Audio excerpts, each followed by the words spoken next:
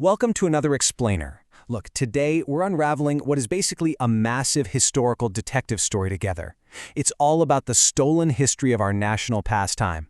We're going to peel back the layers of a century-old deception and discover exactly how the real history of baseball was carefully erased and then replaced with a much neater, far more patriotic fiction. So let's just jump right in with a classic piece of trivia that honestly almost everyone gets wrong. Who actually invented baseball? I mean, if you were at a local trivia night right now and the host asked that, what name pops into your head? Take a second to think about what you were taught in school or what you might have read on a bronze plaque somewhere. You probably have a very specific name and a specific year drilled into your brain right now.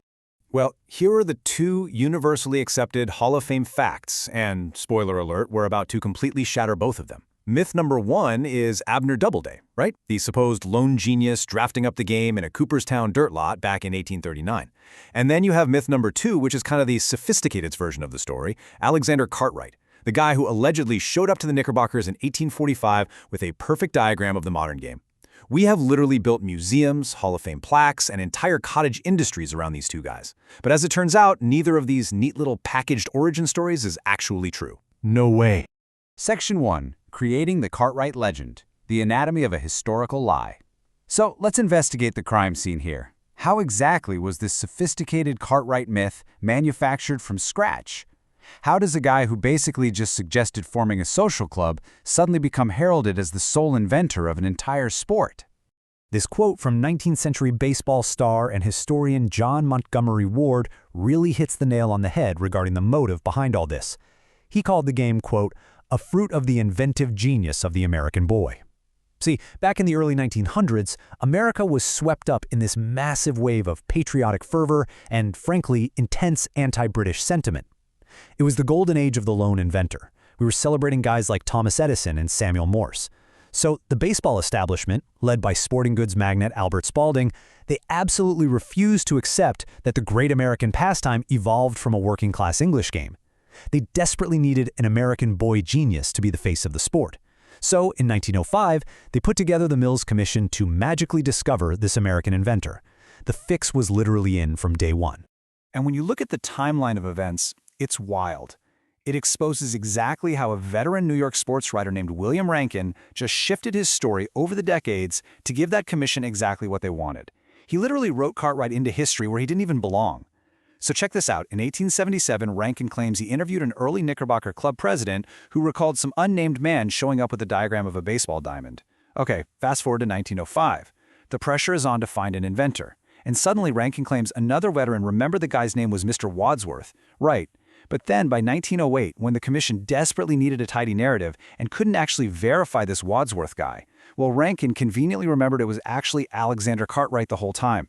The facts were just totally manipulated to fit this perfect narrative of a lone American inventor. Section 2. Baseball's true English roots, the messy reality of evolution. So, with those lone genius myths totally debunked, let's pivot to the fascinating, messy reality of how the game actually came to be. Because, as we're finding out, history is pretty much never as simple as one guy with a brilliant blueprint. Here's the crucial point. Baseball actually grew organically from a game called rounders, and this was an incredibly inconvenient truth that the baseball establishment just tried to bury. Rounders was a traditional English children's bat and ball game played for centuries. And the funny thing is, in the early days of baseball, this shared DNA was totally uncontroversial. In fact, Henry Chadwick, who was like the premier baseball writer of the 19th century, he fiercely defended rounders as baseball's true organic ancestor.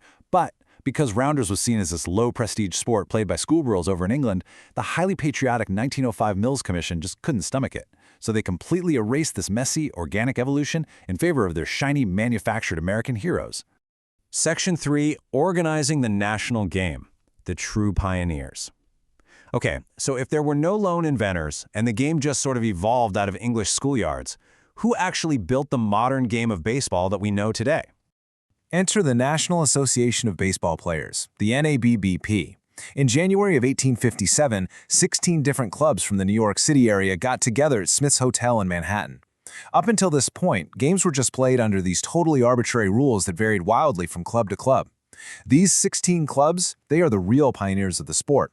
Together, they essentially replaced that chaotic gentlemanly Knickerbocker era by hashing out the very first standardized regulations. They defined match play, they set up a championship, and they created strict rules to maintain the integrity of the contest and stop things like gambling and thrown matches. It wasn't one guy having a eureka moment with a diagram. It was a massive collective organizational effort. And the growth was just explosive. This standardized game caught fire so fast. I mean, the NABB started with just those 16 clubs in 1857. By 1859, there were 50. And by 1867, it had skyrocketed to over 400 clubs nationwide. To put that into perspective, that is massive for the era. And a huge catalyst for this spread was actually the American Civil War. Union Army troops, sitting around in camps waiting between skirmishes, would play this standardized New York style of baseball. And when those soldiers traveled and eventually went home, they took the NABP's rulebook right along with them. It transformed the sport from this quirky regional New York pastime into an absolute national obsession, reaching all the way out to San Francisco and New Orleans. Section 4. The Rise of Professionals. From amateurism to big business. Now, as the competition grew super fierce under this expanding NABBP, those strict, gentlemanly rules of amateurism really started to crack under the pressure. 57-0.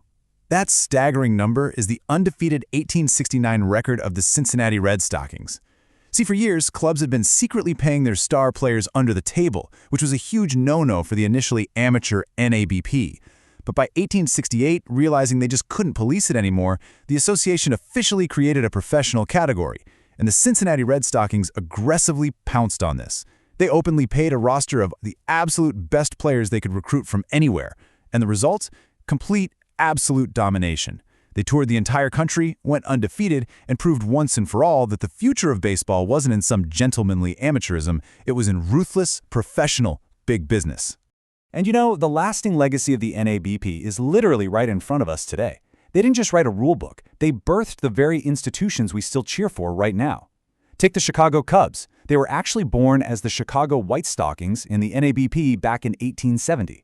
The Atlanta Braves? They traced their lineage directly to a team set up in Boston by the original owners of those Cincinnati Red Stockings. And speaking of Cincinnati, today's Reds claim a direct spiritual lineage to that exact undefeated 1869 squad. So that organized structure the NABP built way back in the mid-19th century, that is the absolute bedrock of modern Major League Baseball. So, we're going to wrap up this explainer today by basically asking a pretty big question. We've just seen how the origins of America's national pastime were quite literally fabricated by guys who just wanted a neat patriotic hero instead of the messy organic evolution from a kid's game in England. It really makes you wonder, right? What other perfectly packaged historical stories have we just accepted without question?